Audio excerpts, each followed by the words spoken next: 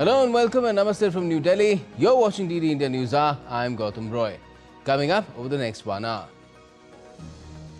Prime Minister Narendra Modi inaugurates multiple development projects in Churachandpur and Imphal in Manipur. Expresses hope the state will become a powerful centre of India's growth. The PM also underscores the role of Mizoram in the government's Act East policy, inaugurates and lays foundation stones of multiple projects worth over 9,000 crore INR. Prime Minister Modi also hails Nepal's youth for participating in the post-unrest cleanup, sends best wishes to its newly appointed interim PM Sushila Karki, who began work on Saturday visiting wounded protesters in hospitals. US President Donald Trump says he's ready to impose fresh sanctions on Russia, but only if all NATO nations stop buying Putin's oil and implement similar measures. And Lakshya Sen and men's doubles pair of Satvik and Chirag reached the Hong Kong Open finals. Jasmine, Nupur and Meenakshi reached World Boxing finals. Indian Eves also reached Asia Cup hockey final, drawing 1-1 with Japan.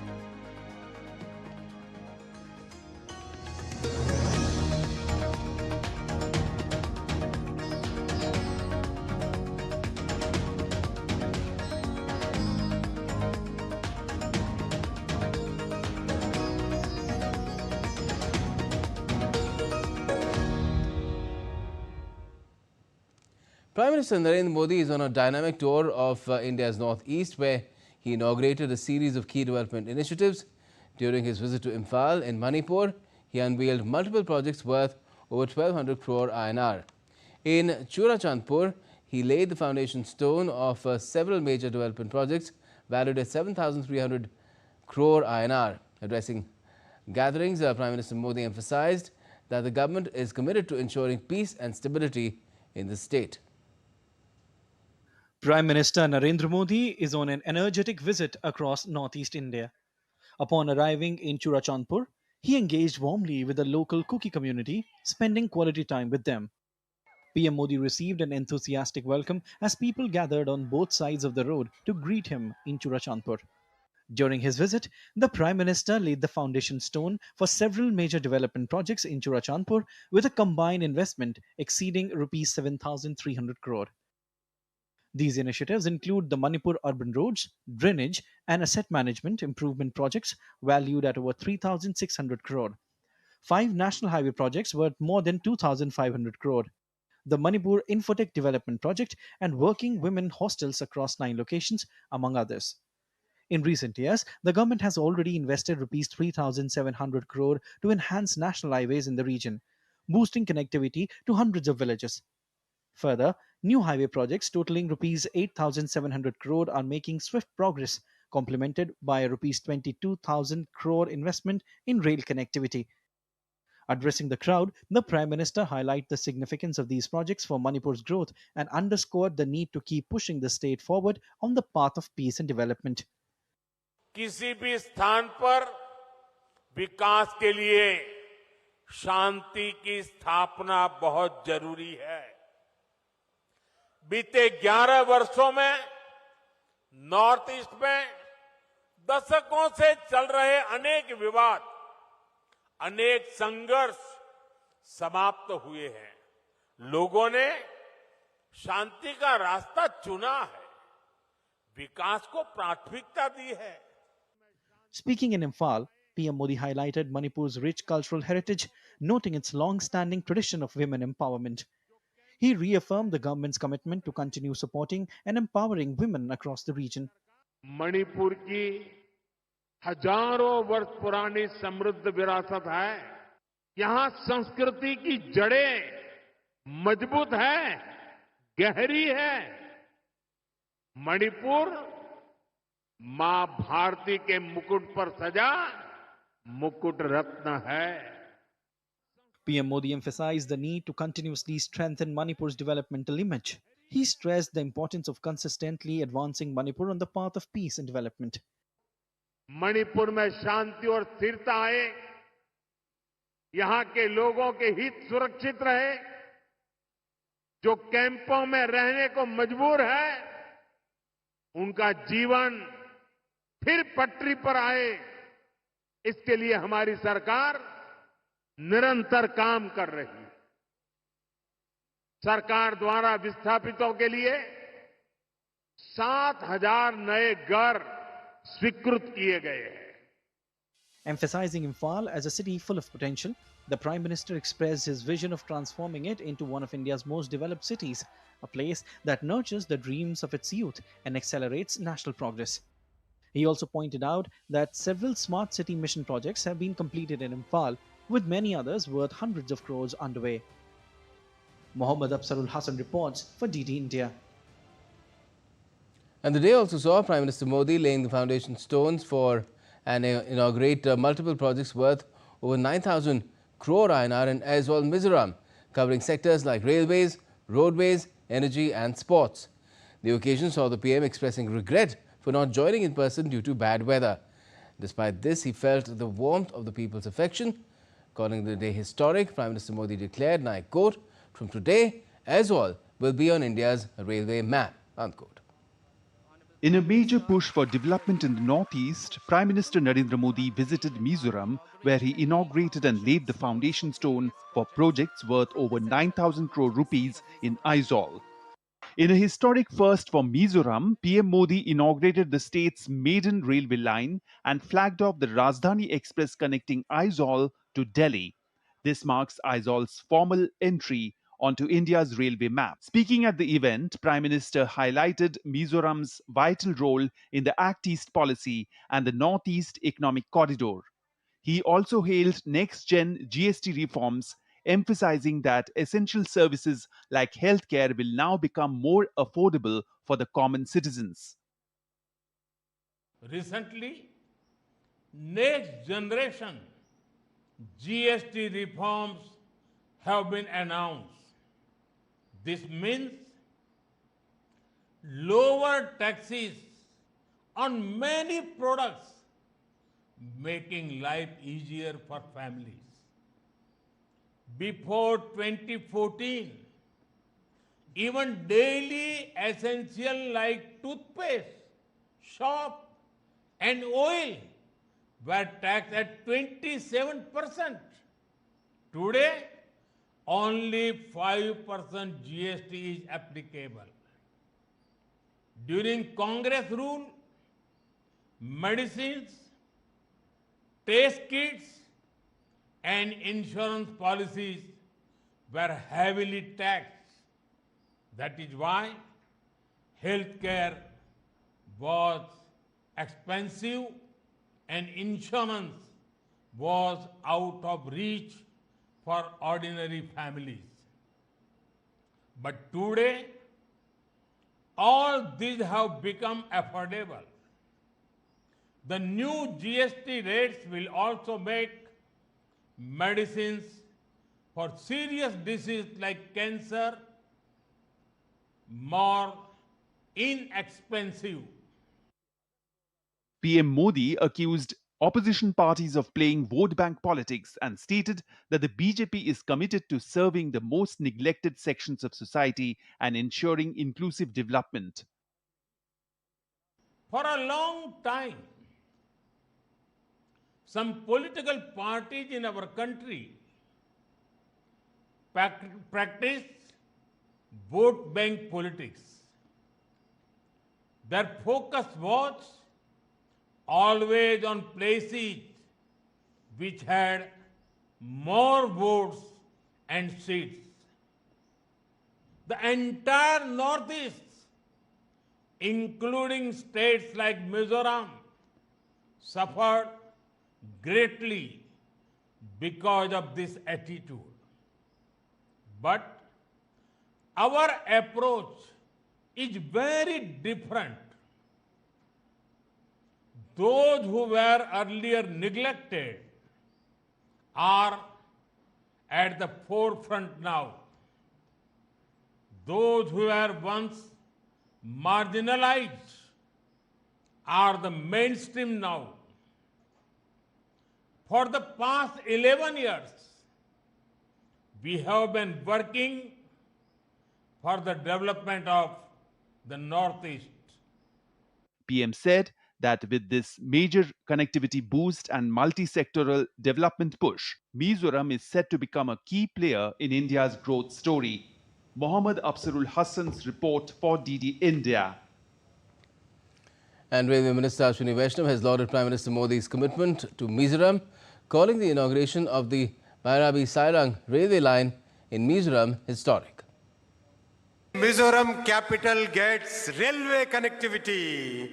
I congratulate all of you collected here in thousands to this great historic day. The Bairabi-Sairang railway line was a very, very challenging project. It includes 45 tunnels and 55 major bridges. This line will now connect Mizoram with Guwahati, Kolkata, and Delhi and many other destinations. The railway connectivity will help the entire country experience this beautiful natural beauty of Mizoram. And we are also starting cargo operations within this week. Now, from Mizoram and Manipur, the Prime Minister also reached Assam state capital Guwahati, where he participated in the celebrations of the 100th birth anniversary of Bharat Ratna Dr. Bhupen Hazarika. Prime Minister Modi is on a two-day visit to Assam, and on Sunday, he'll inaugurate and lay foundation stones for multiple development projects worth over 18,000 crore INR in the northeastern state. Here's more. Prime Minister Narendra Modi on Saturday evening arrived in Guwahati on a two-day visit to Assam. Upon his arrival in Guwahati, the Prime Minister held a roadshow where people warmly welcomed him. The Prime Minister paid tribute to Bharat Ratna Dr. Bhupen Hazarika in a function organized to commemorate the 100th birth anniversary of the Bharat Ratna singer. At the celebration, the Prime Minister attended a cultural program organized to honor the life and legacy of Dr. Hazarika. More than 1,200 artists presented a unique program and collectively sang 14 songs of Bhupen Hazarika.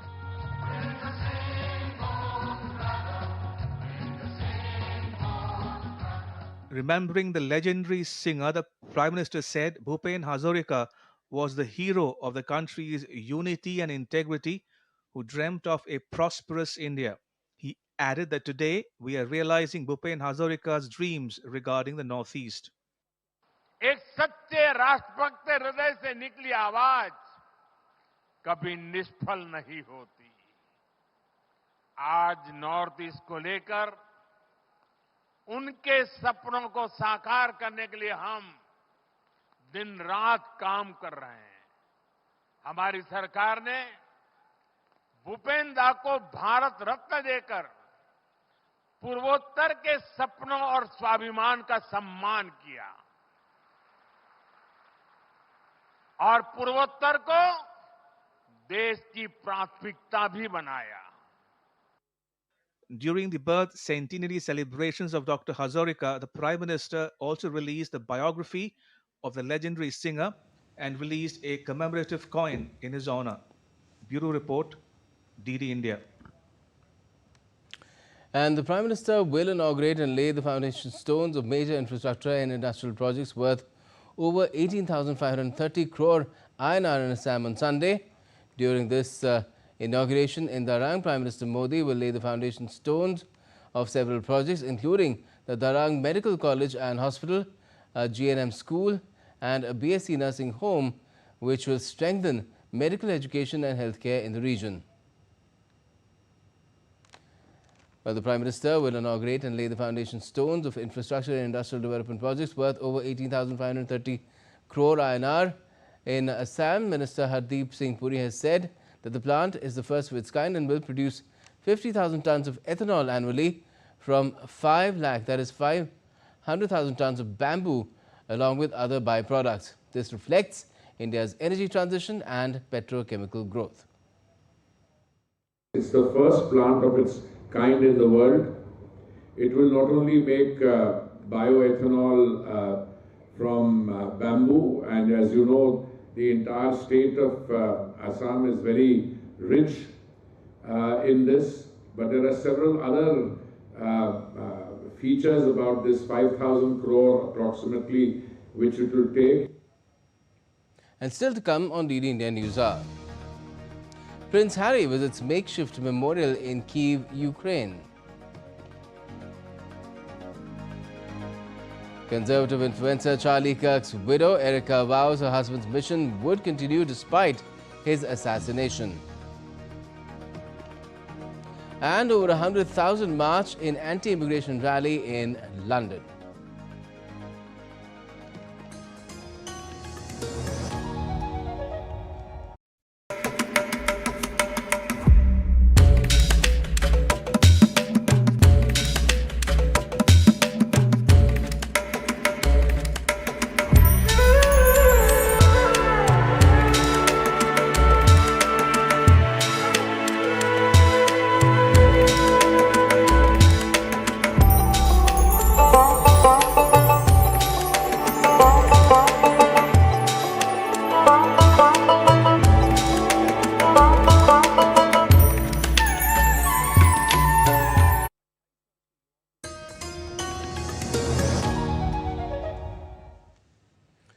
Welcome back. You're watching DD India NewsHour. I'm Gautam Roy.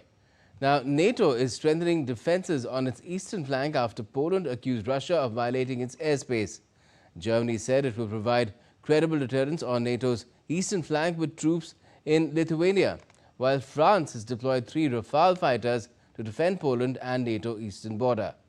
On the other hand, Russia has denied targeting Poland, saying drones could not reach Polish territory.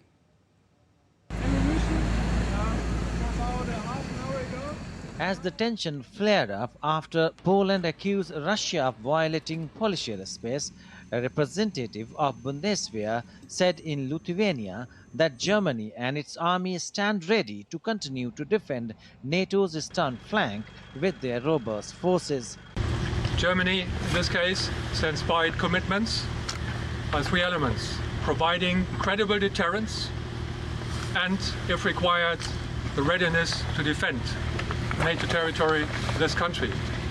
Second, by providing credible and robust and deployable forces. And thirdly, it's about reliability. Reliable forces with regards to our allies, to our partners, to this country, Lithuania. Earlier, French President Emmanuel Macron announced that he had decided to send 3 Rafale fighter jets to help protect the airspace of Poland and Eastern Europe. The French Armed Forces said in a statement that the planes were sent east along with personnel, handling equipments and ammunition, and were operational on Friday. United States joined Western allies in a joint statement to express concern after Poland accused Moscow of violating international law and the founding UN Charter.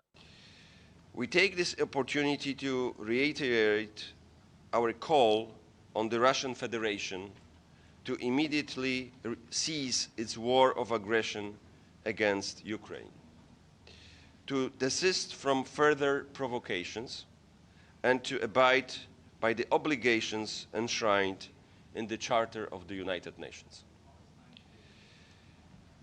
Escalation cannot and will not pave the way to peace. United States told the United Nations Security Council it would defend every inch of NATO territory after a suspected Russian drone incursion into Poland.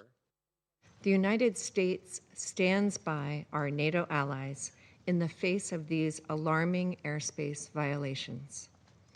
The United States is consulting with Poland and our other NATO allies under Article 4 of the North Atlantic Treaty. And rest assured, we will defend every inch of NATO territory. Polish Prime Minister Donald Tusk said that drone attack into his country's airspace were not a mistake by Russia, despite US President Donald Trump's suggestion that the incident could have been accidental. Polish Prime Minister Donald Tusk wrote on X, and I quote, "We would also wish that the drone attack on Poland was a mistake, but it was not, and we know it." On the other hand, Moscow said it had not intended to hit targets in Poland. Теперь, что касается действий России. There were no targets marked on Polish territory. The maximum range of the drones used in the strike did not exceed 700 kilometers, which makes it physically impossible for them to have reached Polish territory. Удар по военно-промышленному объекту на территории. The tension flared up on Wednesday after Poland said it shot down suspected Russian drones in its airspace. Bureau Report, DD India. Now, US President Donald Trump has issued a letter to NATO nations on Saturday, urging them to stop buying Russian oil and impose major sanctions on Russia to end its war in Ukraine. Trump wrote on Truth Social, and I quote, "I am ready to do major sanctions on Russia when all NATO nations have agreed and started to do the same thing, and when all NATO nations stop buying oil from Russia. As you know, NATO's commitment to win has been far less than 100%. And the purchase of Russian oil by some has been shocking. It greatly weakens your negotiating position and bargaining power over Russia. Anyway, I am ready to go where you are. Just say when. I believe that this, plus NATO as a group placing 50 to 100% tariffs on China to be fully withdrawn after the war with Russia and Ukraine is ended, will also be of great help in ending this deadly but ridiculous war." Unquote. Now, Britain's Prince Harry visited Ukraine on Friday, arriving in Kyiv with a team from his Invictus Games Foundation to outline his charity's plans to help rehabilitate wounded soldiers, his office said in a statement. Harry, the youngest son of Britain's King Charles, also visited the makeshift memorial dedicated to fallen Ukrainian soldiers. It was Harry's second visit to Ukraine this year after he visited the Center for Wounded Military Personnel in Lviv in April. Harry served for 10 years in the British Army before setting up the Invictus Games Foundation, a charity which runs an international sporting event for military personnel wounded in action.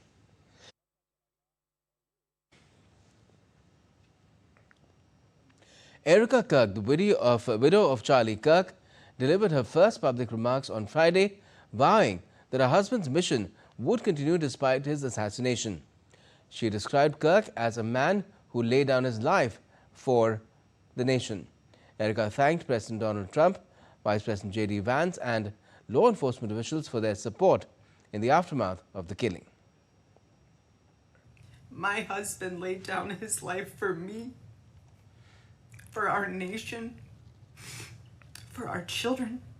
I want to thank my husband's dear friend, Vice President Vance, and his phenomenal wife, Usha, for their love and support. I want to thank President Trump and his incredible family for the same.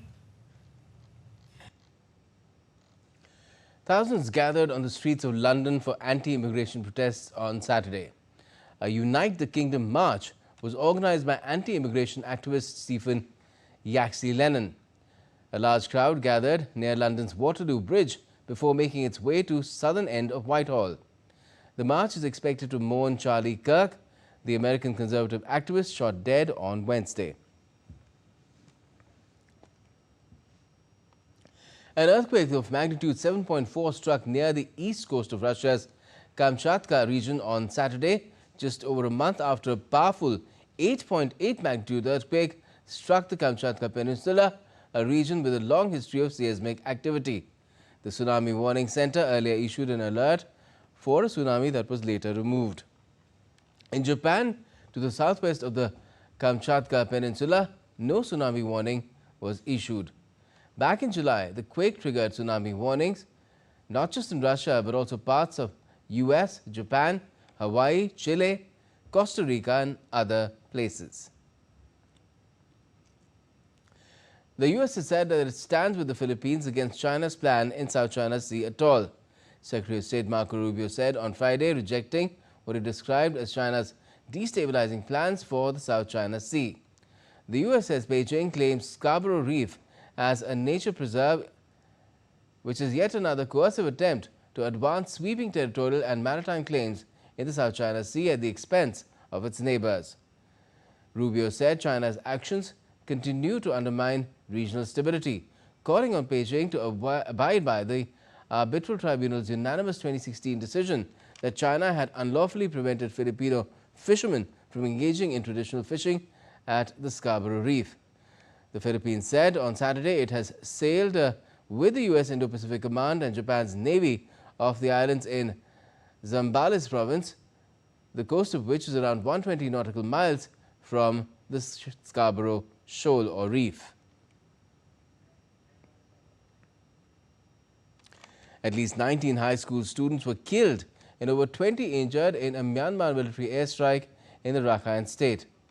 The late-night attack targeted 2 private boarding schools where students aged 15 to 21 were asleep. According to Myanmar Now, a news agency based in Yangon, a junta warplane dropped 2 500-pound bombs, causing severe damage and destroying nearby homes. The schools are located in territory controlled by the Arakan Army, which is in conflict with the junta. UNICEF condemned the strike as a brutal attack, stressing the growing toll on children and civilians. An explosion in a cafe in the Spanish capital Madrid on Saturday injured 21 people. Emergency services authorities said that 3 of the injured were hurt quite badly.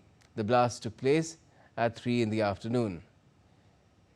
In Vallecas, the south-central district of Madrid, the cause of the explosion is as yet unknown. India voted in favor of a UN General Assembly resolution supporting the New York Declaration for the peaceful resolution of the Israel-Hamas conflict. The resolution, proposed by France, was supported by 142 countries, opposed by 10 with 12 abstaining. Countries voting against included Argentina, Hungary, Israel and the US. The declaration calls for ending the Gaza conflict, implementing a 2-state solution for a just, peaceful and lasting resolution to the conflict, and building a better future for Palestinians, Israelis and the region as a whole. It urges Israeli leadership to publicly commit to a sovereign, viable Palestinian state under the 2-state solution model. The 11th Commonwealth Parliamentary Association India Region Conference concluded in Bengaluru on Saturday. The 3-day conference was inaugurated by Lok Sabha Speaker Om Birla, with speakers of 26 states participating in the event. Discussions were held on important issues, which included incorporating effective use of digital technology in legislative institutions. CPA Bharat zone की 11वां सम्मेलन कर्नाटक विधानसभा के सानिध्य में संपन्न हुआ। इस सम्मेलन में 26 राज्यों के पीठासीन अधिकारीगण शामिल हुए। महत्वपूर्ण विषय, मुद्दे, वर्तमान परिप्रेक्ष्य और भावी चुनौतियों पर समय समय पर चर्चा, संवाद और विचारों को साझा किया जाता है। India's Minister of State for Information and Broadcasting, Dr. L. Murugan, visited several flood-affected areas in Punjab on Saturday. Dr. Murugan met with local people in Roopnagar village and inspected flood-affected areas through using a boat. He assured that the central government stands firmly with them during this difficult situation. The minister said that under the leadership of Prime Minister Modi, the central government is committed to helping the people of Punjab in every possible way.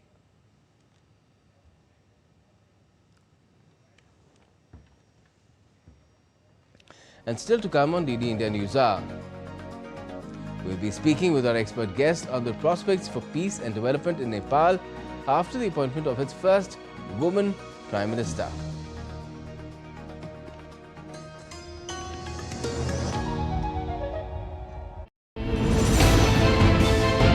Geopolitics and trade deals. Economic challenges amid development. Hard work and the path to prosperity. It's the economy always. Between walkers, money is what money does and says. Supply creates its own demand. Between the bulls pulls and bears tears. When supply chains globalization and India rises to the podium.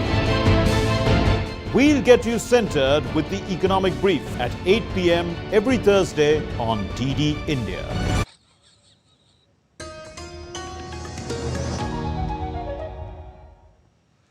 Welcome back. You're watching DD India NewsHour. I'm Gautam Roy. And before we go any further, another look at our top stories. Prime Minister Narendra Modi inaugurates multiple development projects in Churachandpur and Imphal in Manipur. Expresses hope Manipur will become a powerful centre of India's growth. The Prime Minister also hails Nepal's youth for participating in the post-unrest cleanup. Also sends best wishes to its newly appointed interim Prime Minister, Sushila Karki, who began work on Saturday visiting wounded protesters in hospitals. US President Donald Trump says he is ready to impose fresh sanctions on Russia, but only if all NATO nations stop buying Putin's oil and implement similar measures.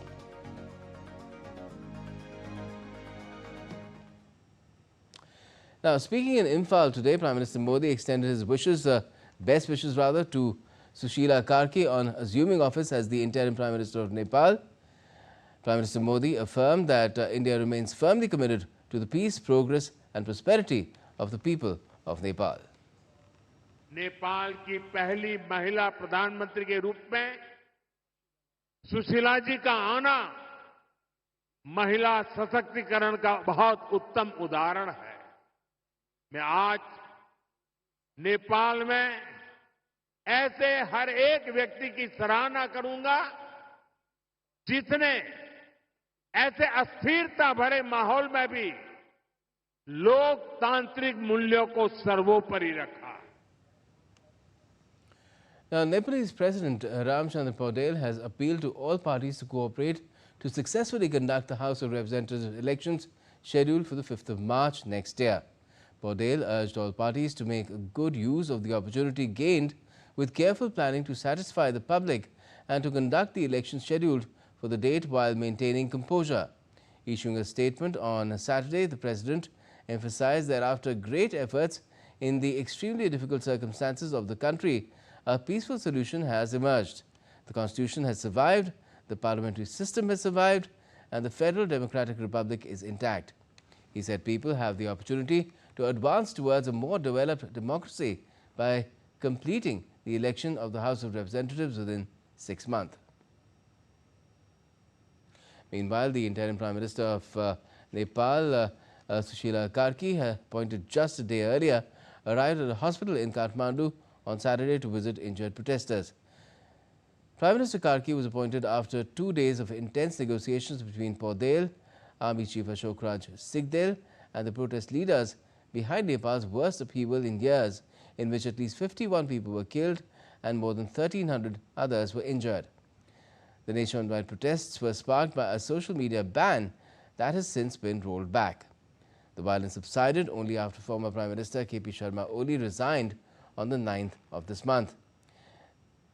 President Paudel thereafter has also dissolved Parliament and has called for fresh elections, like I said, on the 5th of March. So let's talk about Nepal and its future now. Joining me now to talk about is Ambassador Anil Kumar Trigunayat. He's a former senior diplomat. Good evening to you, Ambassador Trigunayat. What do you make of how things will proceed now for Nepal? 6 months is not a lot of time for holding elections for the interim Prime Minister, and she has a pretty tall order to fulfill before that as well, in terms of ensuring that peace and stability sustain in Nepal till that time. Well, Gautam, you are absolutely right. In fact, it is a daunting task for her to be able to first stabilize the country, also take the youth along, because they have placed a great trust in her, and they are completely distrustful of the current political dispensation or the political parties and their leaders, whom they call as nepotist, baby or whatever. And so therefore, this is a tall order to do so. But it is also absolutely necessary that the democracy prevails in the country, democratic institutions are strengthened, and the people are able to exercise their choice once again, because at the end of the day, the people get the government they deserve or they want for, and they vote for. And so precisely that's what happened. But hopefully, in the next government, there will be some kind of a more seasoned way of voting that we might see going forward, especially as youth will remain far more proactive now. And therefore, what kind of government eventually emerges, because Nepal is not immune from a lot of disturbances in the past. It has seen changes in its political leadership and swings between different parties. But this time, the Communists and the Congress have gotten together and were trying to work out something which apparently was seen by the locals, the youth especially, as cheating them, frankly. And so I think that this is indeed a very, very difficult task. 6 months is a short time, but sooner it is done, better it is actually for the country to stabilize also. Well, it's reassuring in the sense that especially the youth have reposed faith in this ex-judicial figure. Now she's interim Prime Minister, Sushila Karki, who has an India connection as well, since she studied at Banaras in the university. But how important is it for her to sustain that faith and trust which has been bestowed upon her by the polity of Nepal, and what does she need to do to ensure that remains the case for the next 6 months at least?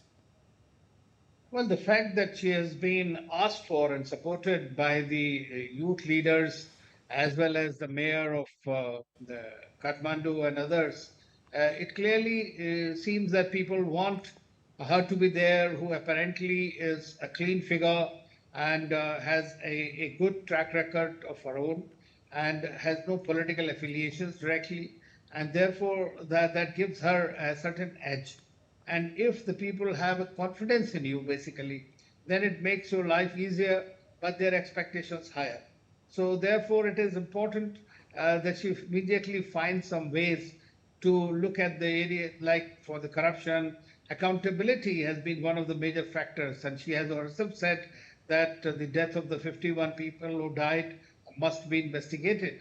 And so the accountability would be very important going forward. Let me tell you that the youth bulge and the youth dissatisfaction is very, very unpredictable. How and when it plays out, how they come up and cross their threshold, as we have seen happening in all the countries around in our region and elsewhere. And therefore, it is important to satiate and satisfy overtly and otherwise all the demands that they have on the system to deliver. And Nepal is unfortunately has been facing the economic problems, the political instability, as well as unemployment, which is something that needs to be addressed. But to expect the Prime Minister Karki to have a magic wand, I think would be unfair to her. But at the same time, I'm quite sure she'll try to do something that would be appealing and at least acceptable to most of the people. And right. If she gets time, she would be able to do that. What do you make of what she's done on day one? Not that we know too much, but we do know that she visited hospitals where the protesters, wounded protesters, were being treated. So do you think, in a way, she's not made any statement as such till now, but she's letting her actions speak louder than words? Indeed. I mean, that's something that is expected of any leader, essentially to go and see 1,400 people who have been injured and they are in different hospitals, and also going there is a statement that she is connected to the people who have, who are in the hospital and the families of those who lost their dear ones. So I think that this is a good signal. Also, she has apparently some 3 or 4 ministers have also been appointed. And let us see how this interim government eventually performs. It's not an easy task in these kind of transitions where expectations are extremely high, frankly. But the delivery always is very slow. It is not because the individual doesn't want to do something, but it is also because of the structural problems and the inequities that exist in the socio-political environment in the country. Right.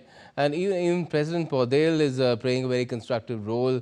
He's being issuing statements, a very balanced statement even today. And it's quite surprising that among all the leaders who were targeted, the protesters spared the president, because the president too comes from the same crop of leaders that the protesters seem to have suddenly taken a huge disliking to. Well, that is so, but at the same time, the president is also a constitutional figure. And when he said that the constitution has survived, the parliamentary system has survived, and democracy has survived, I think that those are very good statements to make. And he needs to be seen on the right side of the history, frankly. And that's precisely what he's doing. Prime Minister Modi has also lauded, the people, even among the youth who were part of the cleanup drive, and has expressed all kinds of supportive sentiment for Nepal as well and its people, and welcomed that Prime Minister Karki has been appointed as the interim PM. So, do you think India will play a fruitful role as far as stabilizing Nepal is concerned in the coming weeks and months? Well, I think that India and Nepal have had a very special relationship, frankly. It's more like a familial relationship. And then Prime Minister very clearly mentioned about the historic, the familial, the cultural, all kinds of connect that we have with Nepal. And obviously, with all our neighbors, frankly, and especially with Nepal, we have been very connected. India has been providing all kinds of assistance. Of course, there is a geopolitical environment that plays out all the time. There are bigger actors also trying to, do their own things. But India, as you know, has always supported the construction, the development, and the constructive role that India has played all the time in the region. Sometimes, of course, we have gone off rails, but I believe that Prime Minister Modi has assured fullest assistance, whatever is required, and that is something that India has genuinely provided for our Nepalese friends. Right. But overall, in the case of Nepal, do you feel that the challenge is quite huge? Because it is perhaps that the youth particularly who took to the streets, a lot of them are jobless. 1/5 of those between the age of I think 19 to 24 are jobless these days in Nepal. They expect some kind of new polity, a cleaner polity to emerge. Do you think 6 months is enough for that? No, 6 months is really not enough, especially for an interim government which will have many other challenges to address. Because economy is also not in a good condition in Nepal. Moreover, as you know, the large number of youth is gone abroad in different countries. They have been sending 30-35% of the GDP is essentially coming out of the remittances. And when they see that the money that is coming is not being deployed properly, it is being pilfered or through corruption or whatever, naturally the dissatisfaction is very much there. So I believe that when you have a government that is transparent and clean, even if in the interim, I think the people will be far more accommodating than they would have otherwise. And we have seen in the last few days, their ire has come against those politicians who have identified themselves with some kind of a nepotism and corruption that was quite evident. So I think with her, we might see a little more accommodation. But at the same time, as I said earlier, that during such transitions, which are very violent or very quick, very often the people's expectations are very, very high, especially that of youth, which is impatient.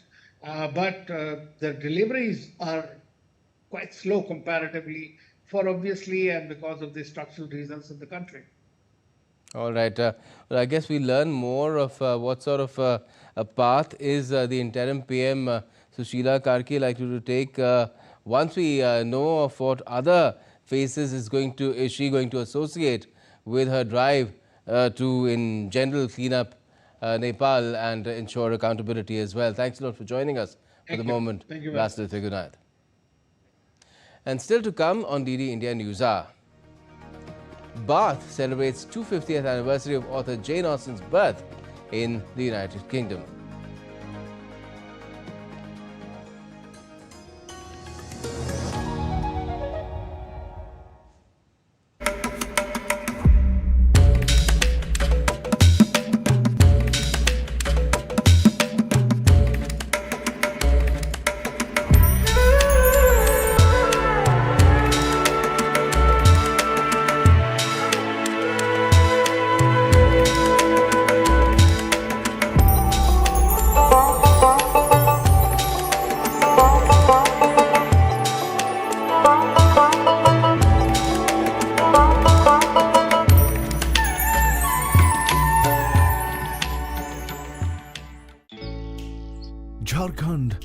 mesmerize you.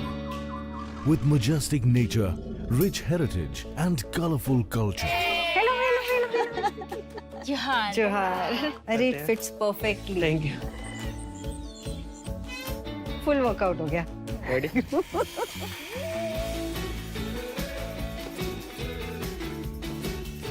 Postcards from Jharkhand on National Geographic.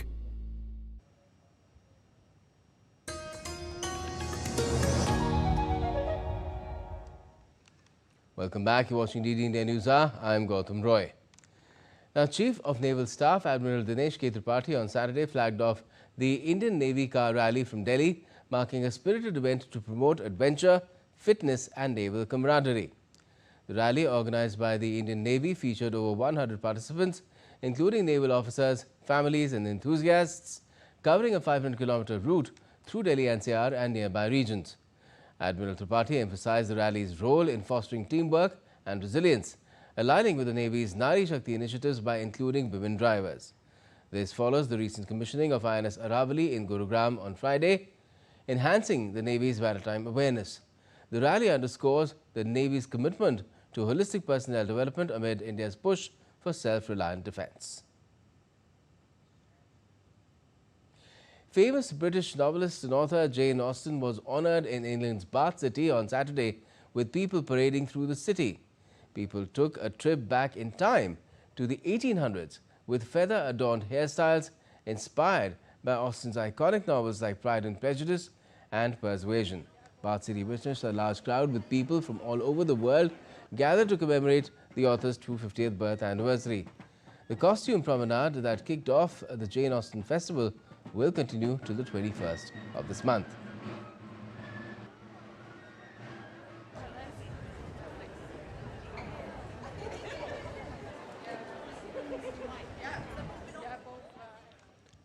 And let's now get you some sporting updates as well. Well, India's top men's doubles pair of Satvik Sairaj Rankireddy and Chirag Shetty entered the final of the Hong Kong Open on Saturday. India's top-seeded pair, Satvik and Chirag, ended a long wait for a title shot this year, storming into the final with a straight-game win. The duo defeated Chinese Taipei's Bingwei Lin and Chen Cheng Quan 21-17, 21-15 to make their first final of the season after 6 semi-final heartbreaks. The Indian pair will face China's Liang Weikeng and Wang Chang, who emerged winners in their semi-final clash.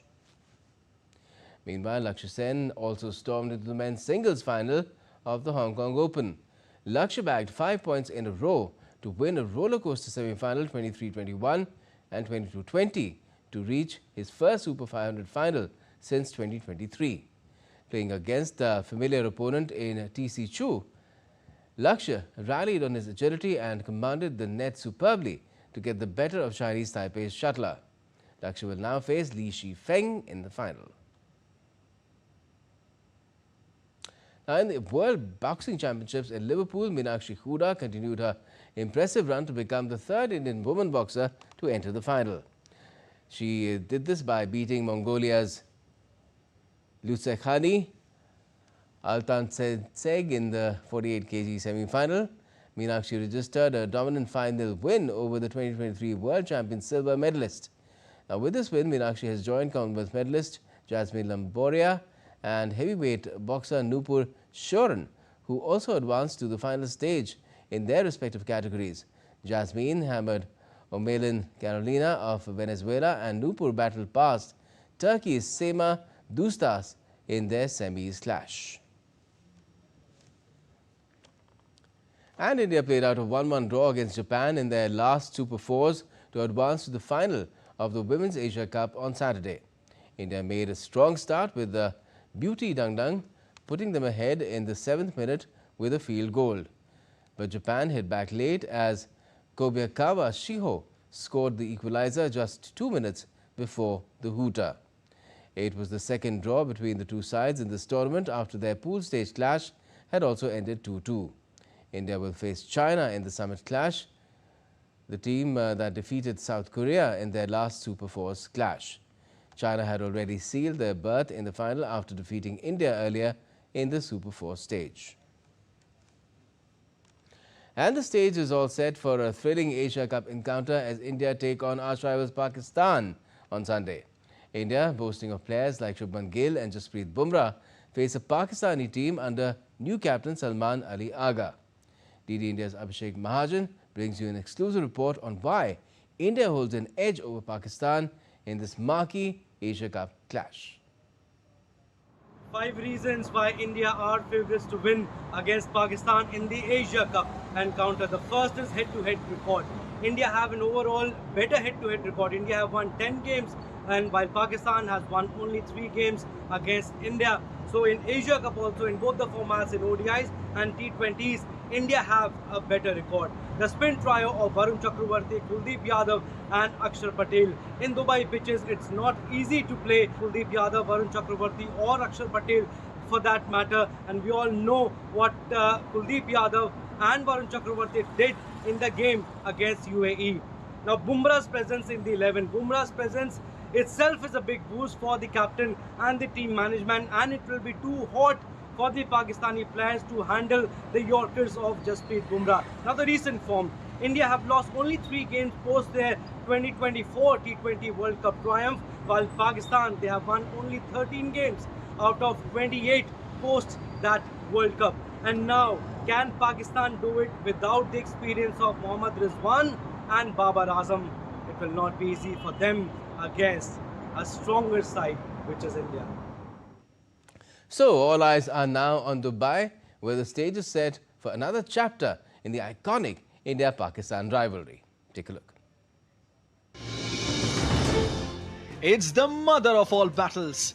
The game fans across the globe wait for. The clash that defines cricketing rivalries. It's India versus Pakistan. They meet again on Sunday in a high-voltage contest at the Dubai International Stadium. India, led by Surya Kumar Yadav, will be aiming to extend their dominance over Pakistan in big tournament.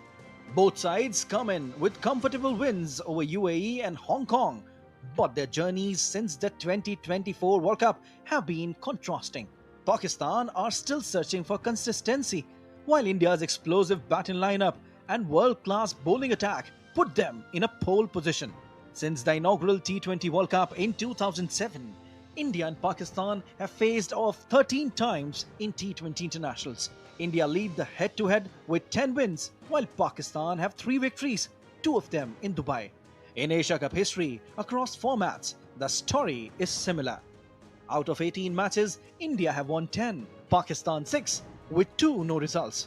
Unlikely to make changes. I think the biggest information takeaway is probably the difference from when we played here in the Champions Trophy. The wickets played a bit differently, but we feel the combination we had for the first game was a right setup.